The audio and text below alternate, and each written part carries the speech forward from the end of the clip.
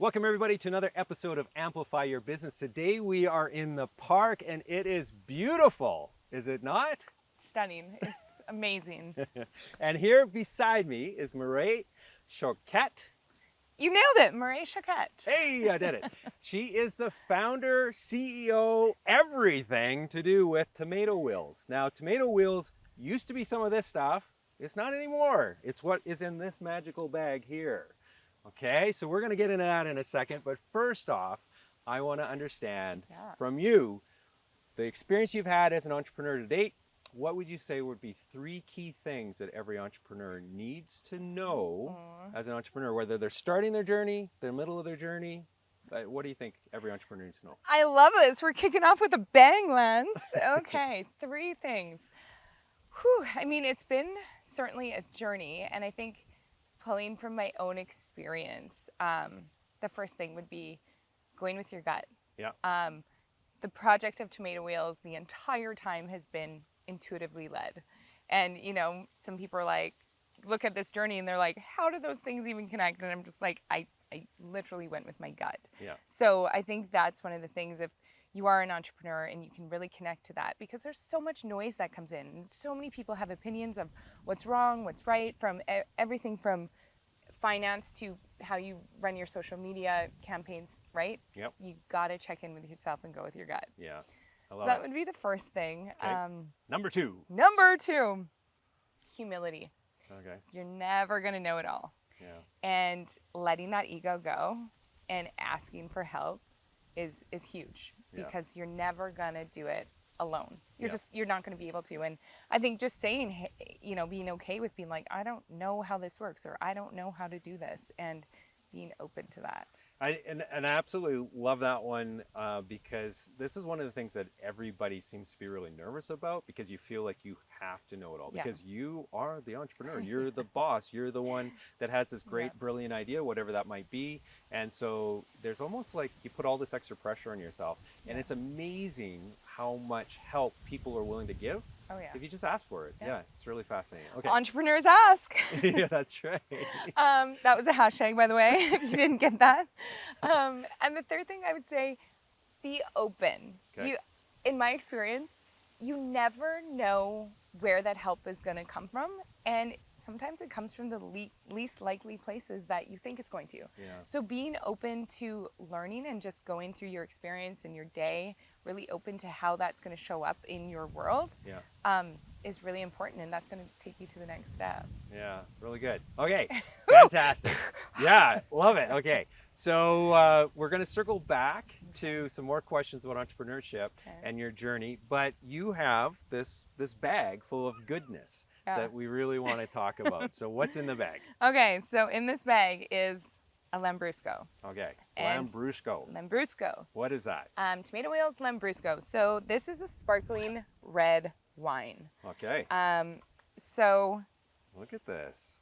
here it is. I love the design. Now take a look at this, everybody. So who designed this for So you? I got to work with an incredible local Edmonton artist, Lee Beautiful. Reck. It's like a Picasso. It honestly, her work is incredible. Yeah. People can find her on Instagram at Lee, L-E-E-R-E, K-R-E-K, Lee Reek. Okay. So got to work with her. She designed this. It's so fun. It's so cool. But Lambrusco is a sparkling red wine. Okay. Very similar to Champagne in the sense of Champagne is made from Champagne, the city in France. Yep. Lambrusco is made from one region called Emilia-Romagna in Italy. Okay. So that's the one region you can find the grape, the Salamino grape, that creates this amazing product. Cool. So let's try this. Yeah, I'm excited. Let's get into this. Okay, you need a hand opening this, or you got it all under Oh, control Lance, please. I mean, this used to be the scariest thing for me is, as a kid, I did not like at parties when kids pop balloons. Yeah. And this was like the worst as an adult. I was like, but you know, as a founder of a booze company, you got to get comfortable popping bottles. Yeah.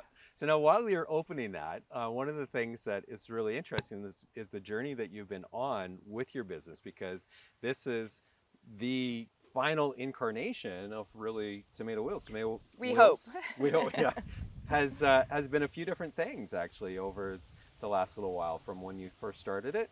And so tell me a little bit about the beginnings of Tomato Wheels and what you were doing to start with. Well, Lance, there's been some pivots. That's for sure. Yeah. And you're right. So Tomato Wheels originally started as an Italian spice company. Okay. So I created what we called pasta cheaters. So it's different profiles of dried herbs, vegetables, and spices for people who couldn't cook. So all they had to do was rehydrate it, and it made epic pasta. Oh, wow. Okay. I was one of those people. I was basically my target demographic.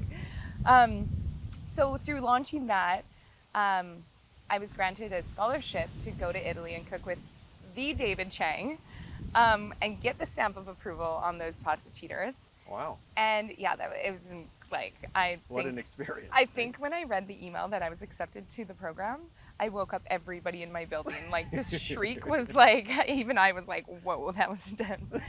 And then as we all know what happened, the pandemic hit.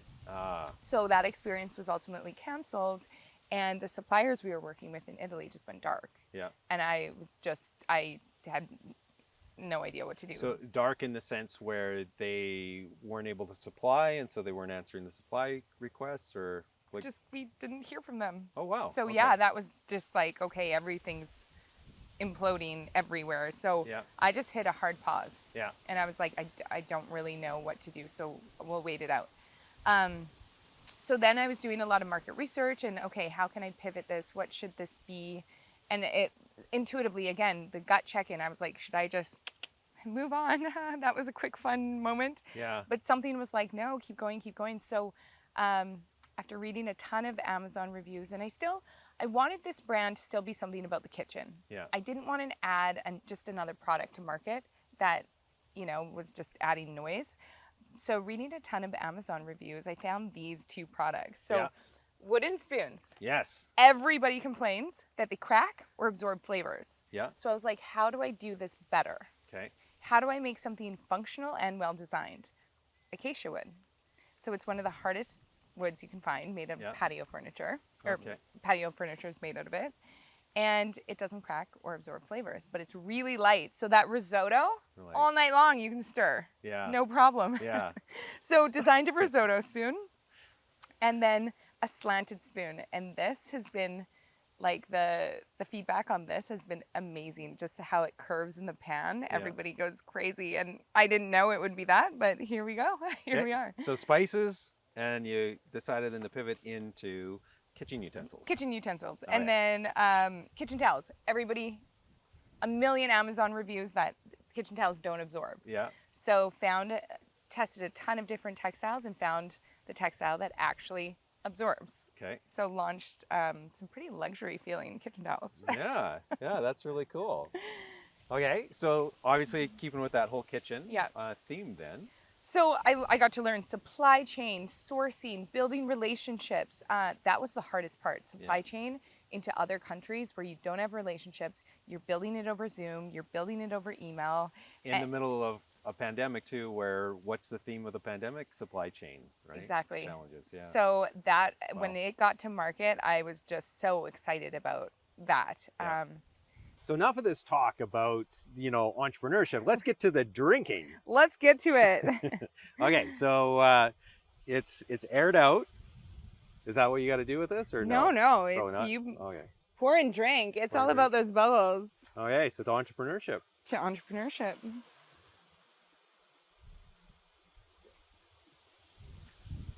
Oh, that's really nice. Yeah, it's not too sweet, but sweet enough, right? Where it's has a little bit of a drier finish to it, a little bit, but nothing too bad. Yeah. I'm not going to be puckered up. I mean, you're off the heels of a vineyard, so give me your best tasting notes.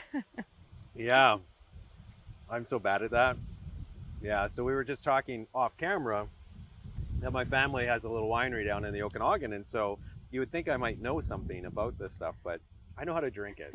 That's about it. Okay, so you tell me, describe it to me, tell me what I'm supposed to be tasting here. Yes. So you nailed it. So it's a drier Lambrusco. It is not sweet, but there's a hint of sweetness. You'll get a kind of rush of cold blueberries, fig notes, It's got a little bit of tannin, so you can kind of feel that go up Yeah. in your cheek a little bit. Yeah. I love that like, feeling. Yeah. that tartness. But Yeah. it's just the effervescence of it. Mm-hmm. It's such a, to me, I always get to, it's like raspberries and cream. There's a creme fraiche note at the end that gives that sweetness. So why is it that I've never heard of this wine before? That is a great question. Yeah, I think so. That's what I do in this show, actually, is I ask really good questions. So, I mean, this is, the market research I was doing when I shot out of bed at 2 a.m. and I was like, I need to launch a wine. And I started doing a lot of market research, and what I found, Lambrusco I discovered about 10 years ago in Italy. I've been championing it to my network and my friends ever since. I'm, introducing it because I fell in love with it. So when I started researching it, what I realized where it's sitting where Prosecco was about 10 years ago. Some people know about it, most don't. Yeah. So to me, as a marketing background, I was like, gap in the market, let's go. Yeah. So then started obviously my journey of learning about wine and how am I going to launch a wine knowing nothing about it, right? So started listening to different podcasts. An amazing one was by Eric Mercier, Juice Imports. And that's where he was interviewing Brad Royale. He's a sommelier based out of Calgary. So I brought him on the project, and his taste is just discerning. I mean, it's incredible. And he's won a ton of awards for wine programs and been in the industry as a professional judge for 15 years. So he knows his stuff. He knows his stuff. And just like his palate has traveled all over the world, Italy, of course, but France and Spain and even Japan, right? So the fact that he's been able to taste so many different wines and varieties, and come to the table on this project and know his stuff, it was just incredible to work with him. And so when you bring somebody like that in, is he helping at the winemaking stage then as well to try to get the right notes and everything that he wants to see in it, or how does this work? So first it was, how do we find a vineyard? Yeah. Okay. And can we make Lambrusco in Canada was my question. And it comes from one specific region, Emilia Romagna in Italy. And that's the Salamino grape that creates this. Yeah. So that's where we started. And together we found a 4th generation vineyard, so family run. And that's what we wanted, something small. And they're so by the book of the natural process and how they do it and holding that tradition. Yeah. And when we discovered them, I was like, oh my God, how do we make this happen? And then Brad, absolutely. So the vineyard would send samples and we would taste them. And one tasting, we bought every single variety available in Canada and blind tasted the samples with what was available. Yeah. Because we wanted to make sure the product we were launching was going to be quality. Yeah. I was so scared because I'm like, what if we like none of them? Yeah, right? exactly. And we're back to scratch pad zero. But this happened to be both of our favorites. Oh, wow. And I was like on the table screaming. Yeah. Right.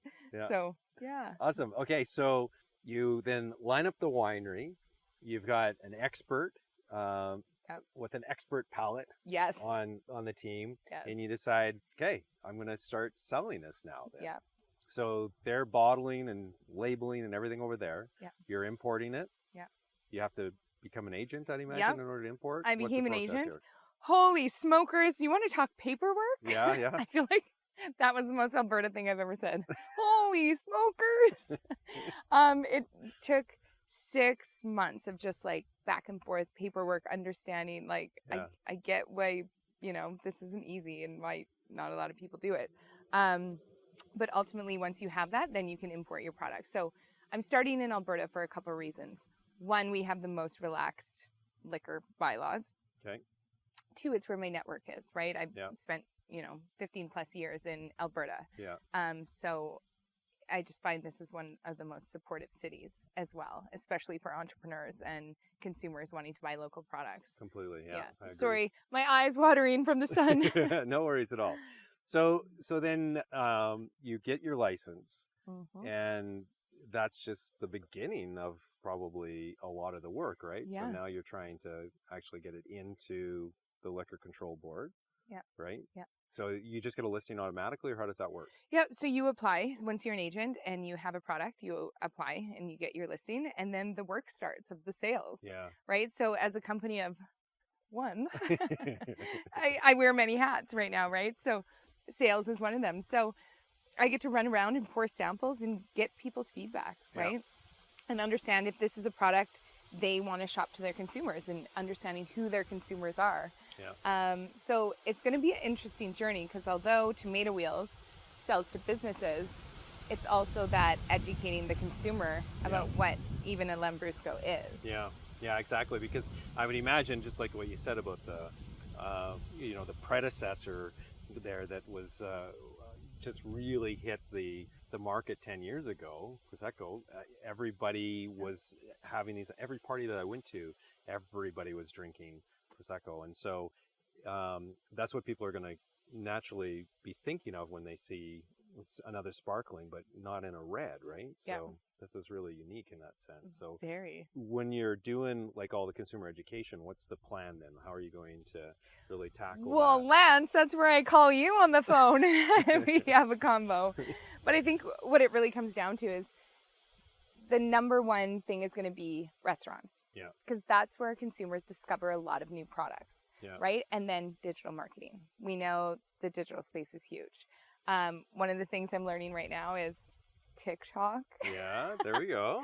I don't have a personal account because I was like, oh my God, I'm too old. I don't know how it works. I tried and I was like, nah, I don't get it. Come on, wait a minute, wait. Now, I saw your most recent Instagram, though. There was a whole lot of dancing going on in that one. That is full on me on my first video on TikTok. Yeah. That's my first TikTok. That was? Yeah. That was? Okay, good. So that now it's, once you post on TikTok, you also post on Instagram. So I spent a whole weekend learning TikTok. Yeah. Because that's where a lot of the consumers are, right? And that's where the fun part of this brand is really going to come out, right? And so it's going to be a mix of in real life and the digital component. Yeah, and it's a challenge, right? So not only are you in a totally new industry than what you've ever worked within, but it's a whole new category of wine within that industry, right? And so the strategy being restaurants, I love it. I think that's a really good entry point. You're doing tastings. Is this going to be something where you're going to really go hard in the liquor stores as well, and then do all those tastings in all the different type of liquor stores out there, or 100%. Okay. I got my sights set on Costco. Yeah. I love that I even was able to get them on the phone. Did you really? Yeah. And my friends were like, of course you got Costco before you even have a product. But anyway, so we have this call, and I'm explaining what that is, and they were like, okay, so here's how it works. We take 10 SKUs of sparkling, okay? And they explain how many SKUs there are. And I'm like, okay, so no problem, great. And then they're like, and you need to be, in order to get into Costco, you need to be in the top 10% of sales. So you have a lot of consumer education to do. And I was like, okay, so what I'm hearing is we're going to have this conversation in 12 months. And they were like, we love your drive. We love your drive. Call us if you're there. But it's good to know where you need to be in the market, right? And then I can have a golden star that I'm achieving too. So wait a minute. When they're saying you need to be in the top 10%, is that 10% for the Lambruscos? 10%. Did I say that right? Tomato Wheels Lambrusco is selling at the top 10% of liquor in Alberta. Of all. Can be in Costco. So it's not just the red sparklings. No, like you're profitable at that. Okay, so this is where you got to go back and you got to go, yeah, but wait a minute though. This is going to be the number one red sparkling. So yeah, like you want a little bit of this action, you're going to have to get in early. Right. I mean, like my goal, and I know this sounds lofty, but my goal is that Tomato Wheels is synonymous with Lambrusco. Yeah. Okay, so that leads me to another question then, just in terms of the business model then.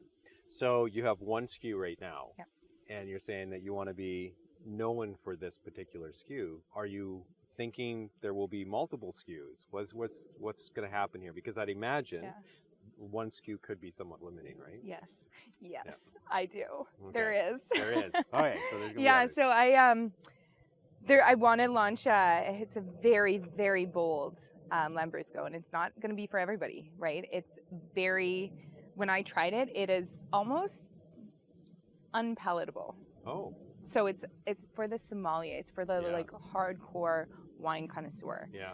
But it's also like I liked it, but I didn't, right? So I know that I'm like, I could develop a palate for it because it's just so intense. Yeah. But the more you kind of drink it, the more you settle into it. Yeah. So that is one I definitely want to bring to market. And then, so post-war, most people remember Lambrusco from like the 50s to the 70s. It hit the North American market and it was very, very sweet. It was the sweet Lambrusco. Okay. So some people who remember that kind of chuckle and they're like, oh, Lambrusco. Because I think of it as this like sweet dessert little, but it has evolved so much and there's so many varieties. So the other one I want to bring to market is kind of an ode to the 70s and that time period where it's very gentle, it's very sweet. It's like a sun kiss. So there is a couple things I do want to bring, but let's test it with this one first.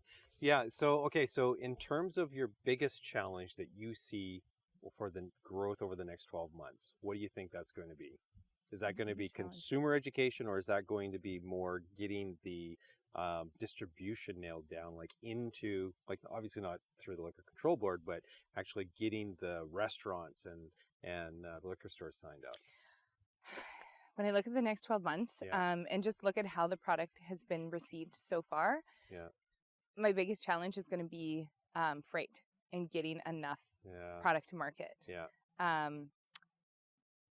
So you have to buy enough volume in order to actually make it economical to bring it over, which means you're taking a big risk on the inventory. And just the time to get it over now with the shipping on the boat. I'm checking every day and I'm like, that boat doesn't look like it's moved on the ocean too much today, right? So, and speaking of which, when is this actually going to be here approximately? September 15th. Okay. Is the ETA. September 15th. Yes. Okay. So, and do you have some liquor stores and stuff that we can announce right now as being people who are carrying it so people can go and try it once it hits? When's this airing? When's this airing? This will be airing in about a week.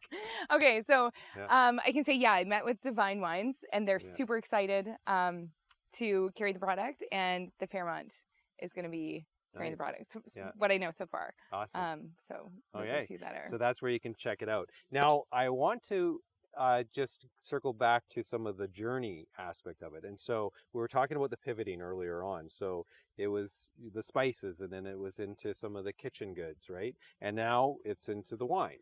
And so that flexibility, the way that you've evolved this, that takes a lot of, persistence, one, right? Because you kept hitting roadblocks. But then just like creativity in the way that you kept reinventing. So has this come kind of natural to you, where it's like, a roadblock pops up and you're just like, move out of the way, I got something else. Pivot. Or how was that experience for you as an entrepreneur, as you kept, you had this idea and then the vision had to change, and then, just out of all the circumstances and challenges that you had, how did you keep positive? And is this just natural, or?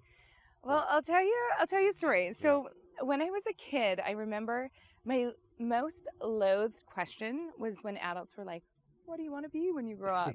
And all my friends were like, a nurse, a doctor, a lawyer, a mathematician. And I was just like, quick, make something up so they think I know, right? And I never knew. And they always had these talents that were just a natural evolution. So I'd always say to my mom, I'd be like, but what are my talents? I was so worried and in a hurry, and she was like, Moirae, you're the most creative child I've ever met. And I'm like, Mom, you can't do anything with creativity, right? Like, what kind of job is that going to get me?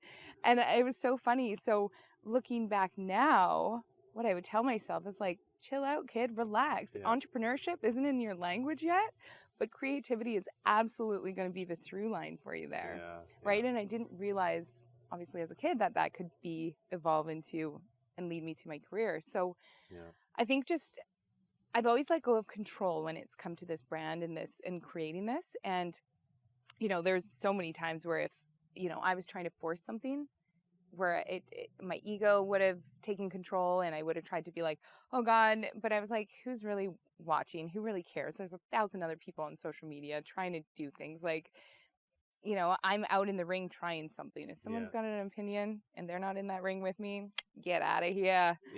Right? So it's the fact that I've just been able to take a risk and surround myself with really supportive people. So I really want to dig in or just emphasize what you just said there, just about you're in there doing it, but there's 1,000 other people or hundreds of thousands, millions of people on social media doing their different things and so on.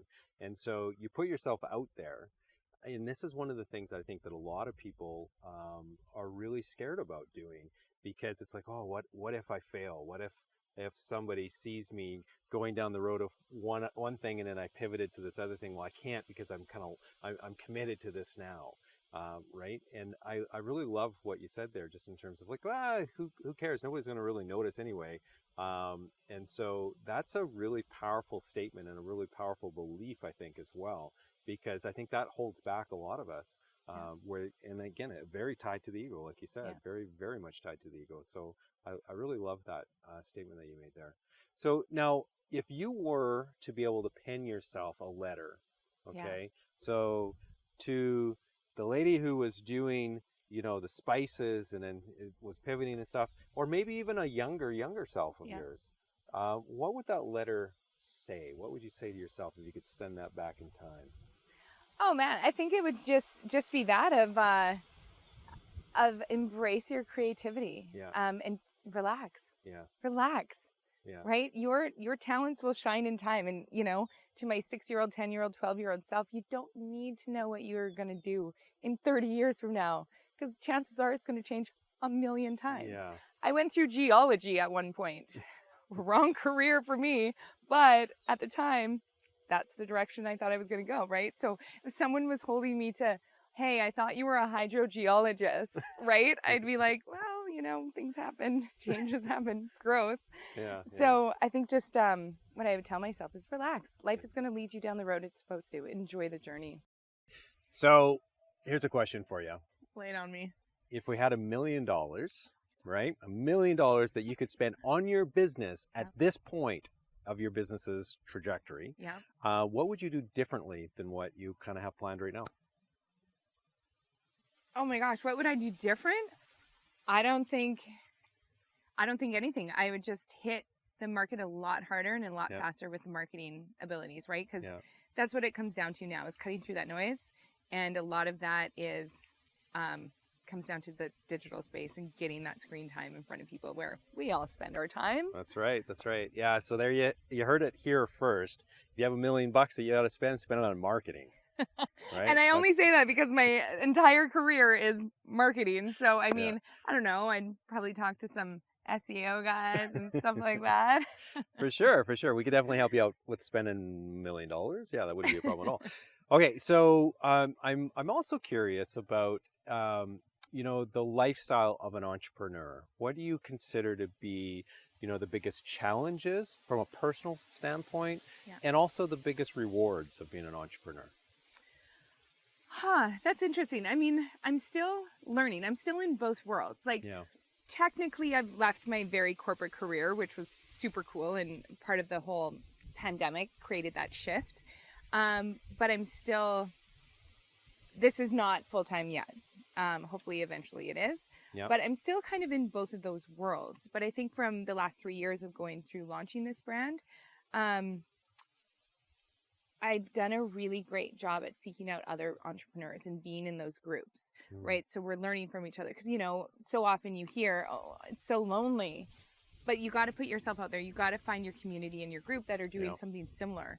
So in my experience, I haven't felt lonely. I've always had someone to call and vice versa. And I'm very much aware of, there's people who are just starting where I was 3 years ago, and I make a conscious decision to give my time and energy to people who approach me or ask me questions, because I was there once.